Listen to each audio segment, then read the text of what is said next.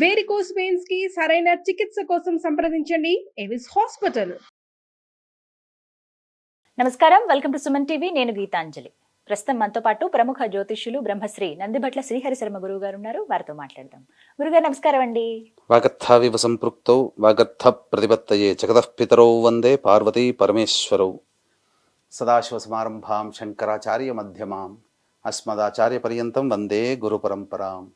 ఆదిత్యాయ చ సోమాయ మంగళాయ బుధాయ చ గురు శుక్ర శనిభ్యశ్చ రాహవే కేతవే నమః. శృంగేరి జగద్గురు పీఠాధిపతులకి, కంచి పీఠాధిపతులకి నమస్కారములు తెలియజేసుకుంటూ కార్యక్రమాన్ని ప్రారంభిద్దాం. గురుగారు, కార్తీక మాసం అలాగే 26వ తారీఖున ఏకాదశి వస్తోంది. ఈ ఏకాదశికి ఏదైనా విశిష్టత ఉందా అండి? 26వ తారీఖు రోజున కార్తీక మాసం బహుళ ఏకాదశి. ఈ ఏకాదశికి చాలా ప్రత్యేకమైనటువంటి ఉన్నదమ్మా. అంటే మనకున్నటువంటి 24 ఏకాదశులు, పౌర్ణమి ముందు, అమావాస్య ముందు వచ్చే ఏకాదశులు, వీటన్నిటిలోకెల్లా తొలి ఏకాదశి ఇలా చాలా గొప్ప గొప్పగా ఉన్నాయి. వైకుంఠ ఏకాదశి ఇలా చెప్పుకుంటారు. కానీ అసలు ఏకాదశి అంటూ పుట్టింది ఈ యొక్క కార్తీక మాసం బహుళ ఏకాదశి రోజున. అసలు ఏకాదశిని మనం ఈ రోజున అయితే ఉపవాసం ఉండి దీక్షగా విష్ణు భగవానునికి యొక్క సంబంధించినటువంటి పూజ చేసుకుంటున్నాం కదమ్మా. ఆ పూజ, ఆ ఏకాదశి పుట్టుకే ఈ ఏకాదశి, కార్తీక బహుళ ఏకాదశి. దీన్నే ఉత్పత్తి ఏకాదశి లేదా ఉత్పన్న ఏకాదశి అని కూడా అంటుంటారు. ఇది చాలా విధానం. కాబట్టి వీక్షించేటువంటి సుమన్ టీవీ ప్రేక్షకులు గమనించాల్సిన అంశం ఏంటంటే, ఎంతో మంది ఈ ఏకాదశి వ్రత మహత్యాన్ని అనుసరించే వాళ్ళు ఉన్నారు, ఆచరించి పుణ్యాన్ని సంపాదించుకున్న వాళ్ళు కూడా ఉన్నారు. కాబట్టి ఏకాదశి తిథికి మూలమైనటువంటి ఈ ఏకాదశి రోజున ఎవరైతే ఉంటారో సర్వ ఏకాదశులలో వచ్చిన ఫలము కంటే ఎక్కువగా ఫలితాన్ని పొందుతారని చెప్పి మనకు చెప్పబడి ఉంది. కాబట్టి అసలు ఈ ఏకాదశి పుట్టుక గురించి మనం తెలుసుకుంటే చాలా గొప్పదమ్మా. పూర్వము అనగా ఈ సృష్టి ప్రారంభమైనటువంటి సమయంలో బ్రహ్మ సముద్భవుడు, బ్రహ్మ ద్వారా ఉద్భవించినటువంటి వాడు తాళజంఘుడు అనేటువంటి యొక్క రాక్షసుడు. ఆ రాక్షసుడు ముల్లోకాల్ని తాను జయించడం కంటే కూడా తన సంతానం కూడా ముల్లోకాల్ని జయించగలిగే శక్తి కలిగినటువంటి పొందాలనే ఉద్దేశంతో తపస్సు చేసి మురాసురుడు అనేటువంటి ఒక రాక్షసుణ్ణి సంతానంగా వరప్రసాదంతో పొందడం జరిగింది. ఆ మురాసురుడికి ఇక ముల్లోకాల్లో త్రిమూర్తులలో తిరుగులేదనమాట. తన యొక్క శక్తితో బ్రహ్మని, సకలాది దేవతల్ని, ఇంద్రాది దేవతల్ని, బ్రహ్మని, శివుడిని సైతం కూడా ఓడించి ఇబ్బందులు పెట్టాడనమాట. అంతటా బ్రహ్మ, శివ, ఇంద్రాది దేవతలందరూ సృష్టి రక్షకుడైనటువంటి విష్ణు దగ్గరికి అందరూ, ఈ బ్రహ్మ, శివుడు, ఇంద్రాది దేవతలందరూ వెళ్ళారమ్మా.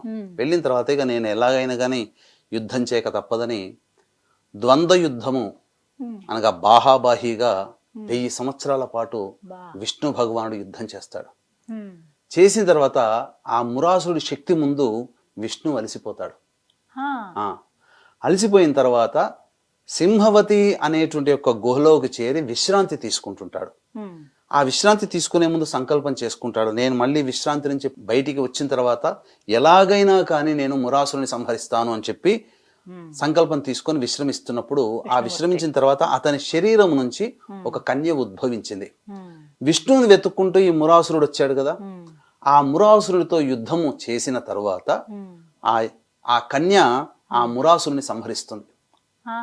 సంహరించిన తర్వాత విశ్రాంతి నుంచి మేల్కొన్నటువంటి విష్ణు భగవానుడు మురాసుని కోసం చూస్తే అక్కడ మురాసుని మృత శరీరం కనబడుతుంది, ఎదురుగా కన్య కనబడుతుంది. ఎవరమ్మా నీవు అంటే, నీ శరీరం నుంచే ఉద్భవించాను మహానుభావ, నీ యొక్క సంకల్పాన్ని నేను నెరవేర్చాను అని చెబుతుంది అనమాట. అంతటా నా యొక్క సంకల్పాన్ని నువ్వు నెరవేర్చావు కాబట్టి ఏం వరం కావాలి కోరుకోమ్మా అని అంటాడు. నాకు 3 వరాలు కావాలి దేవా అని అంటాడు. అంటే ఏమేంటివనంటే, నీకు అత్యంత ప్రియపాత్రురాలిగా నేను ఒక ఉండాలి, నీకు అత్యంత ప్రియముగా నేను ఉండాలి. 2, ఉన్నటువంటి అన్ని తిథులలోకెల్లా నాకు ప్రథమ తాంబూలం కావాలి. 3వది, నాపై ఏర్పాటు చేసినటువంటి తిథి రోజున ఎవరైతే ఉపవసించి నిన్ను పూజ చేస్తారో వారికందరికీ కూడాను పుణ్యముతో పాటు మోక్షాన్ని కూడా ప్రసాదించాలి అని చెప్పి వరం కోరుకుంది. తథాస్తు అని చెప్పి వరం ఇచ్చాడు. ఇక ఆ రోజు నుంచి కూడా విశ్వవ్యాప్తముగా ఏకాదశి వ్రతాన్ని ఆచరించడం జరిగింది. ఆహా. ఈ ఏకాదశి వ్రత మహత్యం వల్ల ఎంతో మంది పుణ్యాన్ని సంపాదించుకున్నారు. అలాగే ఎంతో మంది మోక్షాన్ని కూడా పొందారు. అలా ఆవిడ అడిగినప్పుడు వచ్చినటువంటి తిథి ఇవాల్టి రోజు, ఈ ఏకాదశి తిథి రోజున 26వ తారీఖు రోజున ఏకాదశి తిథి, ఆ ఏకాదశి పుట్టినటువంటి రోజు, తిథి పుట్టినటువంటి రోజు.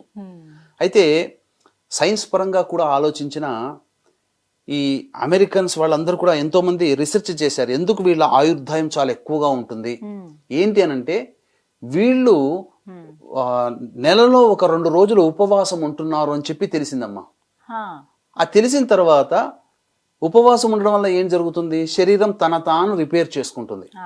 ఆ రిపేర్ చేసుకునే క్రమంలో అనేక మానసికమైనటువంటి శారీరక అంతర్గతంగా ఉన్నటువంటి రుగ్మతలు తొలగిపోయేటివి. అయితే ఏదో ఒక రోజు ఉపవాసం ఉండకుండా వీళ్ళందరూ భారతీయులు అనగా హిందువులందరూ కూడా ఏకాదశి తిథి రోజున ఎందుకు ఉపవాసం ఉంటున్నారు అని చెప్పి కూడా రీసెర్చ్ చేశారు. చేస్తే మన శరీరానికి పౌర్ణమి వెళ్ళిన తర్వాత 11వ రోజుకి, అమావాస్య వెళ్ళిన తర్వాత 11వ రోజుకి ఒక అవినాభావ సంబంధం ఉంది కాలచక్రంలో. అంతరిక్షం నుంచి వచ్చేటువంటి యొక్క తీవ్రమైనటువంటి అమృత లక్షణాలు మన శరీరం ఆ ఏకాదశి తిథి రోజున మన శరీరం గ్రాస్ప్ చేసుకుంటుంది, అనగా స్వీకరిస్తుంది. ఆ రోజున నిరాహారంగా ఉన్నట్లయితే అంతరిక్షం నుంచి వచ్చేటువంటి అమృత కిరణాలు మన శరీరంలో చేరి సర్వరుగ్మతలని పోగొడుతుంది. అది ఏకాదశి తిథి రోజునే. అందుకనే చంద్రగమనాన్ని అనుసరించి ఏకాదశి తిథి వచ్చినప్పుడు మన వాళ్ళు ప్రత్యేకించి ఏకాదశి తిథి రోజున ఉపవాసం ఉండండిరా అని చెప్పి మనకు పెట్టారు. దాన్ని ఆచరణ చేసి చూపించారు. చక్కగా చిరాయుష్యులుగా 120 సంవత్సరాలు ఆరోగ్యంతో బతికారమ్మా ఆ కాలంలో. ఇప్పుడు ఏకాదశి రోజున అన్నము తింటే రాక్షసాన్నము తిన్నట్టుగా మనకు చెబుతారు. అంటే ఎందువల్ల అనంటే, ఆ ఏకాదశి రోజున భోజనం గనక చేసినట్లయితే అందులోంచి ఉత్పన్నమై జీర్ణమైన తర్వాత దాని నుంచి ఉత్పన్నమయ్యే శక్తి మనకు విరోధంగా మారుతుంది, ప్రతిబంధకంగా మారుతుంది మన శరీర ఆరోగ్యానికి. అందుకనే వీక్షించేటువంటి సుమన్ టీవీ ప్రేక్షకులు అవకాశం ఉంటే ఈ ఏకాదశి తిథి రోజునైనా ఉపవాసం ఉండాలి. బ్రహ్మ ముహూర్త కాలంలోనే లేచి కాలకృత్యాదులు తీర్చుకొని చక్కగా ఇంట్లో ఆవు నేతితో దీపారాధన లేదా నువ్వుల నూనెతో దీపారాధన చేసి, తులసి చెట్టు దగ్గర కూడా అష్టదళ పద్మం వేసి దీపారాధన చేసి, విష్ణు సహస్రనామ పారాయణం చేసి బీజాఫలము నైవేద్యంగా పెట్టాలి. సూర్యోదయ పూర్వమే ఇది జరిగిపోవాలమ్మా. అప్పుడు ఉదయిస్తున్నటువంటి అరుణారుణం రూపమైనటువంటి సూర్యుడిని నమస్కారం చేసి సూర్యాష్టకం 6 సార్లు పారాయణం చేస్తూ, ఇక ఆ రోజు పర్యంతం ఆ తిథి ఉన్నంత వరకు కూడా, ఏకాదశి తిథి ఉన్నంత వరకు కూడా పథ్యము అనేటువంటిది చేయాలి. లేని అనగా పథ్యం ఉండలేదు. నైవేద్యంగా పెట్టినటువంటి బీజఫలం అంటే ఏదైనా సరే గింజ ఉన్నటువంటి ఏదైనా పెట్టవచ్చు. ఆవు పాలైనా పెట్టవచ్చు. తాడేపల్లి మహానుభావులు బాలా త్రిపుర సుందరి ఉపాసకులు తాడేపల్లి రాఘవనారాయణ శాస్త్రి గారు 27 రోజుల పాటు లలిత అమ్మవారి ఉపాసన చేస్తే ఆర్థికంగా శక్తి లేక కేవలం మంచినీళ్లు మాత్రమే పెట్టగలిగారు. కాబట్టి ఆ మంచినీరే తీసుకున్నారు ఆయన. కాబట్టి శక్తి ఉన్న వాళ్ళు, శక్తి లేని వాళ్ళు కూడా అమ్మవారిని అయ్యవారిని ఉపాసన చేయవచ్చు, కానీ వారి శక్తికి తగ్గట్టుగా నైవేద్యములు పెట్టుకోవాలి. కాబట్టి ఇదే పెట్టాలి నైవేద్యం పూజలని ఎక్కడా మనకు చెప్పబడలేదు. కాబట్టి ఆ రోజంతా కూడా ఉపవాస నియమాన్ని పాటిస్తూ చక్కగా ఆ ఉపవాసము అనేటువంటిది చక్కగా చేసుకొని, ఆ రోజు వరకు కూడా కఠిన ఉపవాసం ఉండే వాళ్ళు ఉన్నారమ్మా. అనగా ఆ నిర్జల ఉపాసన అంటే మన నోటిలోనే ఉన్నటువంటి అంగి అనగా లాలాజలం కూడా మింగకుండా కఠిన ఉపవాసం ఉండే వాళ్ళు కూడా ఉన్నారు. కేవలం పండ్లు పాలు తీసుకొని ఉన్న వాళ్ళు ఉన్నారు. ఆ విధంగా ఉండి తెల్లవారి ద్వాదశి తిథి ప్రవేశం చేసిన తర్వాత అప్పుడు మళ్ళీ విష్ణు భగవానుని ధ్యానం చేసుకొని, మళ్ళీ అప్పుడు వంటకాదులన్నీ అయిన తర్వాత అప్పుడు ఒక అభ్యాగతుడికి, ఎవరికైనా బ్రాహ్మణికనే నియమం లేదు, ఎవరు ఆకలితో వచ్చి అభ్యాగతో విష్ణు ఎవరు అభ్యాగతంగా వస్తే వాళ్ళు విష్ణు స్వరూపం, వాళ్ళని సాదరంగా ఆహ్వానించి వాళ్ళకి పాద ప్రక్షాళన అవన్నీ చేసి వారికి భోజనం పెట్టి తర్వాత యజమాని గనక భోజనం చేస్తే సాక్షాత్తు విష్ణు భగవానుడికే భోజనం పెట్టిన పుణ్య ఫలితం మనకు దక్కుతుంది. ఇది చెయ్యాల్సినటువంటి విధమ్మ. కాబట్టి ఎవరైతే ఇటువంటి విధానాన్ని అనుసరిస్తారో వారు నిజంగా పుణ్యాత్ములే అని చెప్పవచ్చు. ఎందుకనంటే మహోత్కృష్టమైనటువంటి ఏకాదశి తిథి వ్రత మహత్యం అమ్మ ఇది. ఈ విధంగా ఆ రోజంతా ఉపవాసం ఉన్న రోజంతా కూడా విష్ణునామస్మరణ చేసుకుంటూ నారాయణ నారాయణ నారాయణ అనుకుంటూ ఉన్నట్లయితే ఇంకా పుణ్య ఫలితం ఏకాదశి తిథి రోజున. కాబట్టి వీక్షించేటువంటి ప్రేక్షకులు ఈ యొక్క ఏకాదశి ఉత్పన్న ఏకాదశి పుట్టినటువంటి రోజు ఈ కార్తీక బహుళ ఏకాదశి. కాబట్టి ఈశ్వరునికి అత్యంత ప్రీతికరమైనటువంటి పుణ్యతిథి కూడా ఏకాదశి. ఈశ్వరుడి. అయితే దీంట్లో ఒక నియమం ఉందమ్మా. ఈ ఏకాదశి తిథి వ్రత మహత్యాన్ని తెలుసుకున్న తర్వాత వ్రతాన్ని ఆచరించాలని చాలా మందికి ఉంటుంది. అవునండి. అయితే ఈ ఏకాదశి కంటే ముందు రోజు దశమి తిథి రోజున పంచగవ్య ప్రాశన చేసినట్లయితే ఇంకా పవిత్రత చేకూరి వారికి సంపూర్ణమైనటువంటి ఏకాదశి వ్రతం. ఈ ఏకాదశి వ్రతం చేసేటప్పుడు చాలా మందికి ఈ విషయం తెలియదు.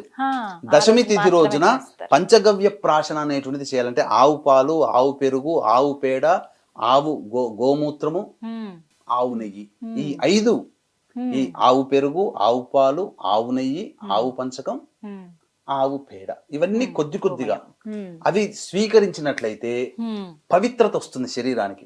తరువాత తెల్లవారి రోజున ఏకాదశి వ్రతాన్ని ఆచరిస్తే సంపూర్ణంగా విష్ణు అనుగ్రహము, శివానుగ్రహం కలుగుతుందని చెప్పవచ్చు.